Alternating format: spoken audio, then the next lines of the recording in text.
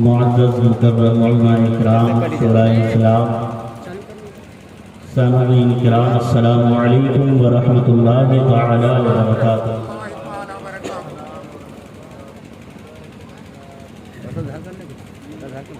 الحمد للہ رب العالمین والصلاة والسلام علی سید الانبیاء والمرسلین وعلى آلہ واصحابہ اجمعین، اما بعد فاعوذ باللہ من الشیطان الرجیم، بسم اللہ الرحمن الرحیم۔ قال اللہ تبارک وتعالی فی القرآن الکریم، کل نفس ذائقۃ الموت۔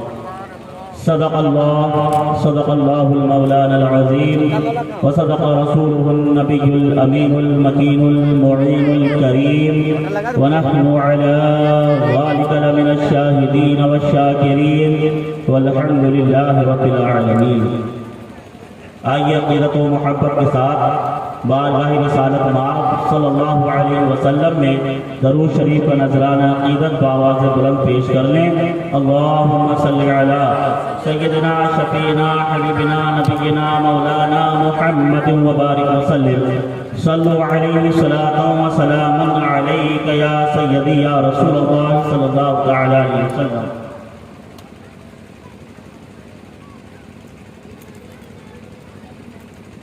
عزیزان ملت اسلامیہ، اللہ کا بے پناہ فضل و کرم احسان عظیم ہے کہ پروردگار عالم نے ہمیں آج اس نورانی محفل میں شرکت کی توفیق عطا فرمائی ہے۔ حالانکہ اب آپ کا ذہن، طبیعت، مزاج تقریر سننے کے لائق بچا نہیں ہے، اور میرا خود اصول یہی ہے کہ جب تک طبیعت جمے ذکر کرنا چاہیے، ذکر کو بوجھ نہ بنایا جائے۔ حدیث شریف میں بھی اس کی سخت ممانعت آئی ہے۔ میرا یہ ضابطہ بھی نہیں کہ بھائی اگر آپ کو سننے کی طبیعت نہیں تو میں پڑھے جاؤں، سنائے جاؤں، ہے نا۔ تو بس دو چار باتیں مرحومہ کو اللہ پاک غریق رحمت کرے۔ ماشاءاللہ ایک بالکل نئی زمین پر الحاج حبیب اللہ فیض صاحب اللہ نے بہت عمدہ کلام پڑھا۔ آپ لوگوں نے جس انداز میں انہوں نے پڑھا سماعت نہیں کیا۔ اگر سماعت ویسے ہی کرتے تو بہت لطف آپ کو بھی آتا، ہمیں تو بہرحال بہت لطف آیا۔ بہت عمدہ کلام پڑھا۔ اللہ ان کے علم میں، عمر میں، فضل و کمال میں بے پناہ برکتیں عطا فرمائے۔ اللہ پاک مرحومہ کو غریق رحمت کرے اور پسماندگان کو مولا تعالیٰ صبر جمیل عطا فرمائے۔ بلغ العلا بکمالہ کشف الدجا بجمالہ، حسنت جمیع خصالہ، صلوا علیہ وآلہ واصحابہ وازواجہ وذریاتہ۔ حضرات محترم، قرآن کریم میں اللہ تبارک و تعالیٰ نے ارشاد فرما دیا، کل نفس ذائقۃ الموت، ہر نفس کو موت کا مزہ چکھنا ہے۔ جو دنیا میں پیدا ہوا وہ مرنے کے لیے، ہر کسی کو موت کا مزہ چکھنا ہے۔ اللہ رب العزت نے ہمیں لبادہ زندگی پہنا کر دنیا پر بھیجا تھا، اور جب وہ چاہے گا یہ لبادہ زندگی، لباس زندگی اتار کر پھر لباس موت ہمیں پہنا دے گا، اور ہم اللہ کی طرف پہنچ کر جائیں گے۔ جو دنیا پر ہے آج زمین کے اوپر ہے، زمین کے نیچے بھی ہوگا۔ ہر نفس کو موت کا مزہ چکھنا ہے، تمام کو موت آنی ہے، کوئی زندہ نہیں رہے گا۔ یہ اللہ کا اٹل فیصلہ ہے۔ اور اس آیت کریمہ میں اللہ تبارک و تعالی ہمارے ذہنوں کو جھنجھوڑ کر یہ بتا رہا ہے، اعلان کر رہا ہے کہ اے غفلت میں رہنے والے انسان، اے فرش مخمل پہ سونے والے انسان، اے نرم گرم گدوں کے رہنے والے انسان، اے سی کی ٹھنڈی ہواؤں میں شب روز بسر کرنے والے انسان، اے فرش مخمل پر سونے والے انسان، عیش پرستی میں رہنے والے انسان، ہوش کے ناخن لو اور عقل سے کام لو، ایک دن تمہیں مرنا ہے، یہ فرش بستر چھوڑنا پڑے گا، یہ نرم گرم بستر چھوڑنا پڑے گا، یہ زمین پر کھڑی ہوئی عمارتوں کو جو تم نے خون پسینے سے بنایا ہے، اس کو خیر آباد کہہ کر اپنے اصل مکان کی طرف لوٹنا ہے، اصل مکان کی طرف تمہیں لوٹنا ہے۔ اسی لیے آخرت کی تیاری کرو۔ اور آقا کریم سرور کائنات صلی اللہ تعالیٰ علیہ وسلم نے ارشاد فرمایا کہ لذتوں کو توڑنے والی موت کو کثرت سے یاد کرو، لذتوں کو توڑنے والی موت کو کثرت سے یاد کرو۔ اس کا مطلب ہرگز یہ نہیں، معاذ اللہ جیسے ہمارے وہاں عورتوں کا یہ معمول ہے، مردوں کا بھی معمول ہے کہ ہمیں ذرا سی تکلیف ہوتی ہے، پریشانی ہوتی ہے، ہم کہنے لگتے ہیں اللہ میں موت دے دے، اللہ موت آ جائے، یا اللہ اس سے اچھا موت ہی آ جائے۔ ہرگز یہ معاملہ نہیں ہے، یقین جانیں یہ آپ کی زندگی اللہ کی بہت بڑی نعمت ہے۔ اللہ نے ہمیں یہ آنکھیں دی، اس کی نعمت، زبان دی، یہ اس کی نعمت، زبان میں قوت گویائی بھی دی، یہ اس کی نعمت، آنکھوں میں بینائی دی، یہ اس کی نعمت، ہاتھوں میں طاقت دی، یہ اللہ کی بہت بڑی نعمت ہے۔ اس کا شکر ادا کریں، ناشکری نہ کریں۔ حضور نے فرمایا لذتوں کو توڑنے والی موت کو کثرت سے یاد کرو، مطلب یہ ہے اپنی آخرت کو یاد کرو، اپنے حالات قبر کو یاد کرو، اپنے برزخ کو یاد کرو، سوال و جواب کو یاد کرو، نکیرین کو یاد کرو، قبر مردوں کے پاس جاؤ، قبرستان جایا کرو، چکر لگایا کرو، وہاں جا کر اپنی آخرت کو یاد کیا کرو کہ ہمیں بھی ایک دن مرنا ہے۔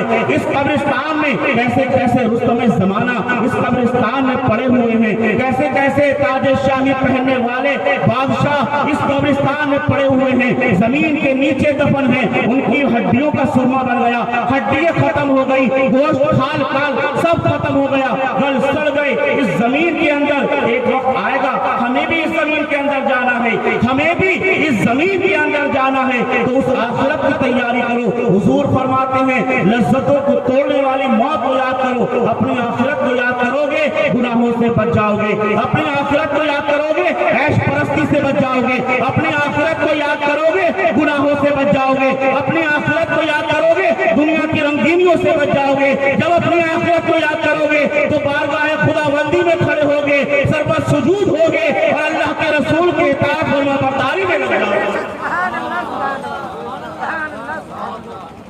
حضرات محترم، دنیا میں روز آفرینش سے لے کر عصر حاضر تک اور عصر حاضر سے لے کر قیامت تک اللہ جل جلالہ و کی جملہ تخلیق میں کوئی شے، کوئی چیز، کوئی بات ایسی نہیں کہ جس پر تمام لوگوں کا اتفاق ہو، سب کے سب اس بات پر اتفاق کرتے ہوں، ایک ایک بات پر سب اتفاق کرتے ہوں۔ قیامت تک ایسی کوئی شے نہیں اللہ پاک کے پیدا کی ہوئی چیزوں میں۔ ایک خون پسینے سے کما کر اولاد کی پرورش کرنے والا باپ، ماں باپ جو اپنا خون جگر سینچ کر اپنی اولاد کی پرورش کرتے ہیں، بس اوقات ایسا ہوتا ہے کہ باپ کوئی بات، کوئی مشورہ رکھتا ہے لیکن اولاد اس سے اتفاق نہیں رکھتی، استاد محترم کوئی بات سامنے رکھتے ہیں، شاگرد رشید اس سے اتفاق نہیں رکھتا۔ بس اوقات ایسا ہوتا ہے انسان خود اپنی بات سے اتفاق نہیں رکھتا، وہ سوچتا اگر میں نے یہ نہیں کیا ہوتا تو یہ کام ایسے ہو جاتا، ایسا نہیں سوچا ہوتا یہ ایسے ہو جاتا۔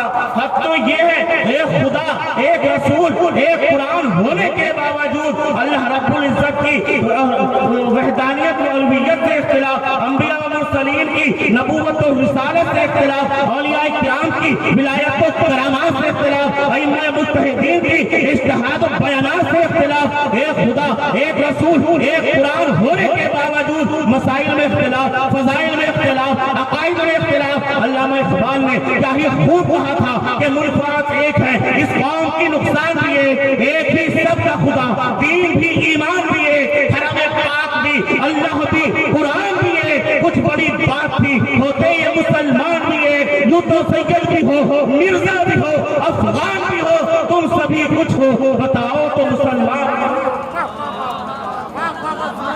जो तो सैयद भी हो, मिर्जा भी हो, अफगान भी हो, तुम सभी कुछ हो, बताओ तो मुसलमान भी हो। मुख्तसर ये कि हर चीज में इख्तिलाफ होता है, मगर एक शय ऐसी है जिसका जिक्र कुरान पाक में अल्लाह ने किया, जिसको मैंने आपके सामने तिलावत किया, कुल्लु नफ्सिन ज़ाइक़तुल मौत। मौत ऐसी शय है, हर किसी का इसमें इत्तिफाक है। भाई भाई से इत्तिफाक है, बाप बेटे में इत्तिफाक है, मियाँ बीवी में इत्तिफाक है, शौहर बीवी में इत्तिफाक है, और घर की बात नहीं, पड़ोसी पड़ोसी में इत्तिफाक है, मोहल्लेदारों में इत्तिफाक है, खानदानों वालों में इत्तिफाक है, कुंबे वालों में इत्तिफाक है, सबका इत्तिफाक है, हमें मरना है, हमें मौत आनी है। और सिर्फ आपस की बात नहीं, बल्कि शिया का सुन्नी से कोई इख्तिलाफ नहीं, सब ये कहते हैं हमें मरना है। वहाँ भी देवबंदी का कोई इख्तिलाफ नहीं, वो भी कहते हैं हमें मरना है। सिर्फ अकायद की बात नहीं, वहाँ भी देवबंदी की बात नहीं, बल्कि हिंदू भी कहेगा हमें मरना है, ईसाई भी कहेगा हमें मरना है, मुसलमान भी कहेगा हमें मरना है, यहूदी भी कहता हमें मरना है, नसरानी भी कहता है हमें मरना है। जितने कौम वाले हैं, जितने मकतबे फिक्र के मानने वाले हैं, सबका इस पर इत्तेफाक है कि हमें मौत आनी है, हमें मरना है,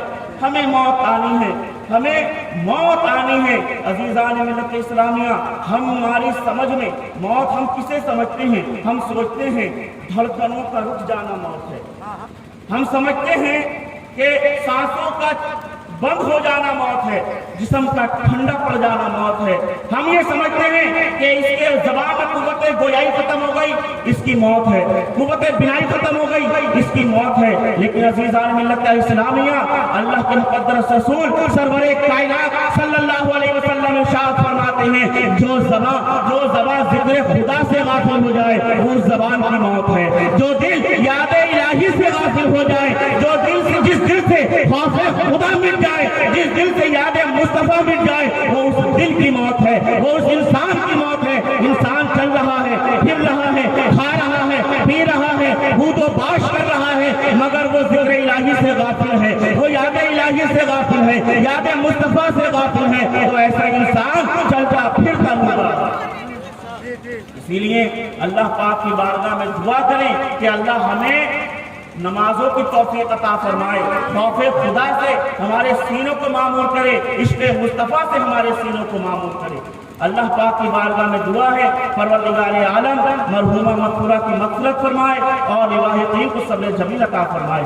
मैंने काफ़ी अच्छा मौजू सोच के रखा था कि इंशाअल्लाह कम से कम 1 घंटे की अच्छी गुफ्तगू होगी, लेकिन शायद आप समझ नहीं रहे कि आपने बख्तियारुद्दीन की तकरीर को ना सुन के कितना बड़ा नुकसान किया। अल्हम्दुलिल्लाह जो मुझे जानते हैं वो समझ रहे हैं कि मेरी तकरीर न सुनकर उन्होंने कितना बड़ा नुकसान किया है। आपने माहौल खराब किया, तरतीब बिगाड़ी, इसलिए ये वक्त और ये हालात इस लायक नहीं। क्योंकि मौलाना मुज़फ़्फ़र साहब बहुत हमारे अक़ीदतमंद मुहिब हैं, उन्होंने दावत दी थी, इसीलिए मैं आया और आपके सामने जो भी जुमले अल्लाह बस घर कबूल उसका ज़हे ज़ुशर अल्लाह इसे कबूल कर ले, हमारी और आपकी आखिरत और निजात का ज़रिया बन जाए। और मरहूमा के लिए दुआ इस्तग़फ़ार करते हैं, अल्लाह उनको उनके दर्जात में बुलंदी नसीब फरमाए। अस्तग़फ़िरुल्लाह रब्बी मिन कुल्लि ज़ंबिन व अतूबु इलैहि व आखिरु दअवाना अनिल हम्दुलिल्लाहि रब्बिल आलमीन। अस्सलामु अलैकुम व रहमतुल्लाहि।